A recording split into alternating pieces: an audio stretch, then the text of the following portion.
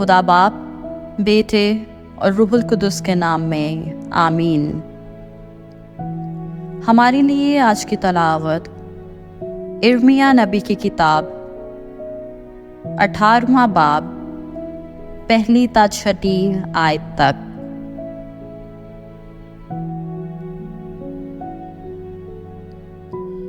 ये वो कलमा है जो इर्मिया ने खुदावंद से पाया जब उसने कहा, उठ और कुम्हार के घर में जा, और वहाँ मैं अपने कलमात तुझे सुनाऊंगा। तब मैं कुम्हार के घर में गया तो देख, वो चाक पर काम करता था। जब कभी कोई बर्तन जो कुम्हार मिट्टी से बना रहा था उसके हाथ में बिगड़ जाता तो वो उससे कोई और बर्तन बना लेता, जैसा कि उसकी निगाह में अच्छा मालूम होता।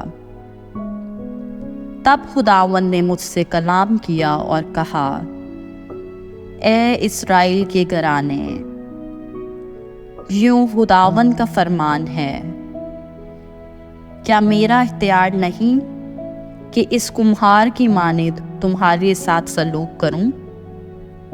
देख, ए इस्राएल के घराने, तुम मेरे हाथ में ऐसे हो जैसे मिट्टी कुम्हार के हाथ में है। पाक कलाम का पढ़ा और सुना जाना हम सबों के लिए बाइसे बरकत हो।